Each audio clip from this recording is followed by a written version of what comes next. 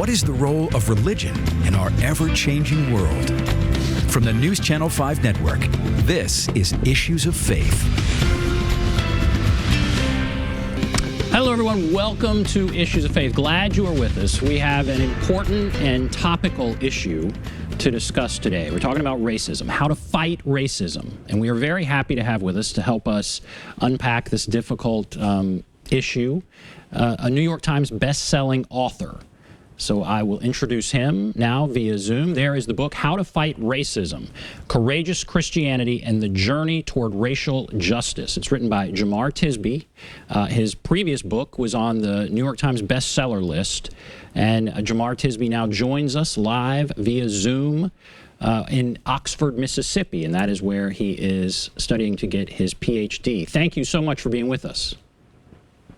Thank you for having me. It's good to be here. So, all right, I want to start out with, right now everyone is divided on how to tackle this topic. I mean, division is the name of the game, and so how do we even approach it? I mean, this is such a delicate issue. We approach it, in your opinion, how? So one of the first steps is to acknowledge that racism is not just a problem of the past, but a persistent issue in the present as well.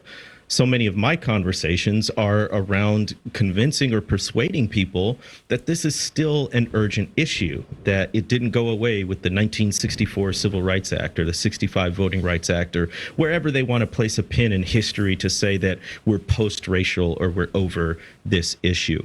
And so, you know, the first step is to acknowledge the problem.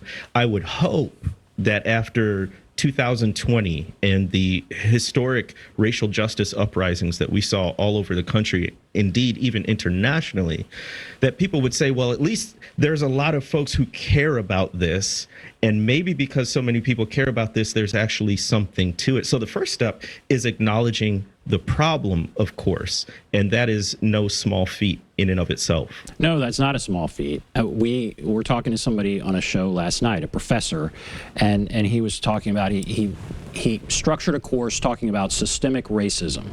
And he said there are a lot of people who took the course because they don't believe systemic racism exists. They wanted to understand what systemic racism even was. And that is the debate. There are people that are very offended when we start talking about even systemic racism. And so if somebody said to you, there's no such thing as systemic racism, they're upset when they even hear it. First of all, I guess I ask you to define systemic racism, and in your opinion, is it there?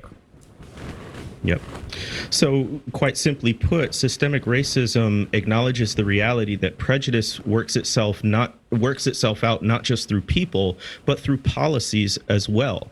And so you can look back throughout the course of U.S. history and see that prejudice was enshrined into policy. We can look at things like the Dred Scott decision, which said that the black man has no rights, which the white man is obligated to respect. You can look at Plessy versus Ferguson, which enshrined the doctrine of separate and equal. Of course, we know it was never equal, but we can look at other factors too, like the fact that the Federal Housing Commission enshrined into policy redlining and actually had penalties if a white family wanted to sell their home to a black family. And what's difficult for people to latch onto about the idea of systemic racism is that the past continues to impact the present. And so typically your home is your biggest sort of wealth asset. And so if you were barred from buying a home or buying home in certain areas where the value would appreciate, well, that has generational effects. I live in the Delta, and it's very apparent here how the generational poverty has worked itself out, because you can trace it back to sharecropping, which you can trace back to race-based chattel slavery. And all of that speaks to economic exploitation, that yes, the particular forms of exploitation may have ended, but the impact remains with us today. So if somebody again says, I'm not racist, I'm colorblind, or no one I'm not racist, so how is there this systemic racism? You would say, I want to drill down into that. You would say, I think essentially what you just said, but I guess help explain that, because that's kind of an argument that you're hearing over and over. Well, I'm not. I've moved on from that.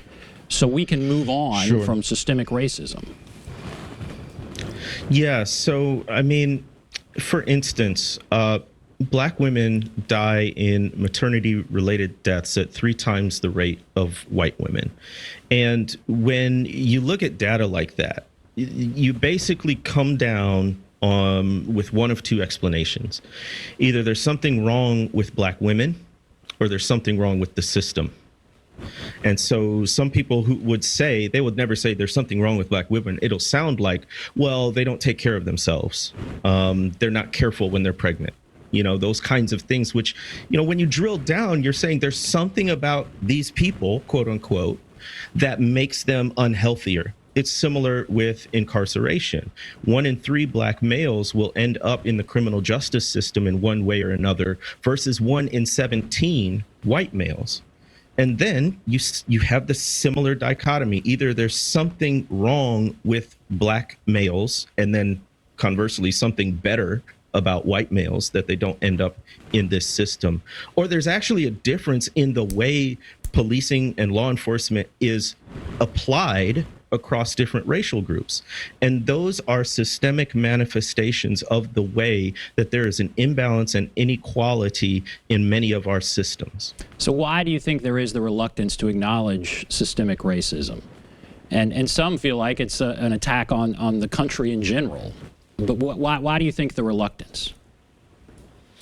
I think there are several reasons. Number one, if you do sort of allow for the idea of systemic racism, then if you're white, that can implicate you. That can say that even though unintentional, there's a system where, some people have it worse than others simply because of the color of their skin. And if I'm white, maybe I have it a little bit easier. Now, this gets into the whole idea of white privilege. People hate that term. The simplest explanation I can give for white privilege is not that your life isn't hard, not that you don't face challenges, but your race doesn't make it harder for you. And that's the difference, right? Everybody can face illnesses, everybody can face job loss, everybody can face poverty, whatever it might be, but does your race or ethnicity make that even harder for you? So I think there's the idea that, if systemic racism is a thing, then I can sort of unconsciously be participating in it and part of the problem. The other factor is exposure.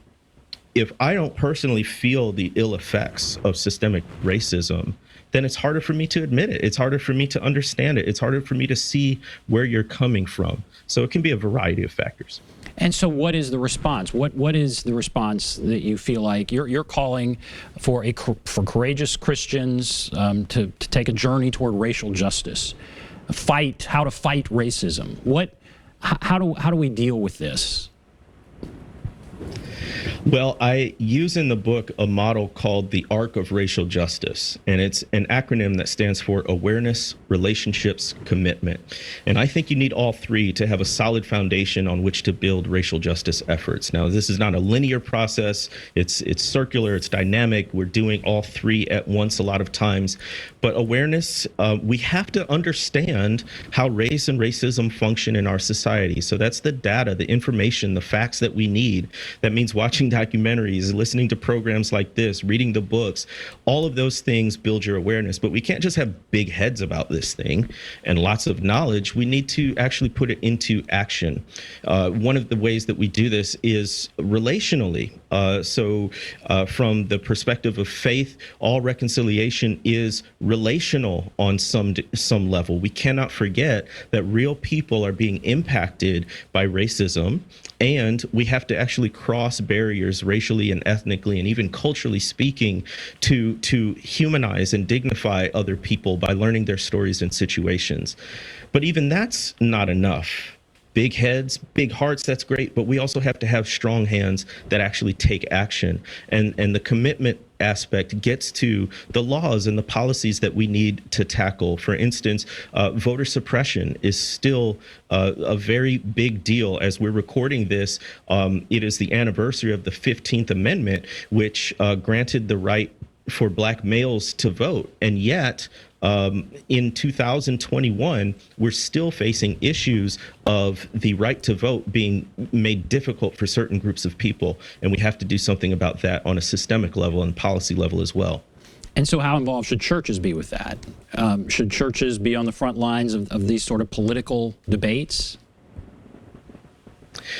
Martin Luther King Jr. said that he wished that instead of being the tail light, the church would be the headlight on these issues. And in many ways, the church can and should be the conscience of the nation, calling us to a higher standard of how we treat one another.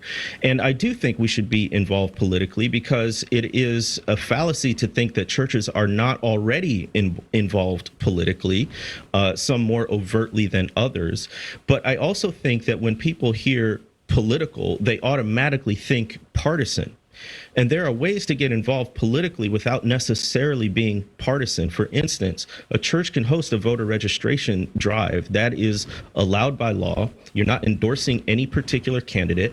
And this is small d democracy. Whatever party you're a part of, you should want people who are able to vote to be able to vote. You could host a candidate forum.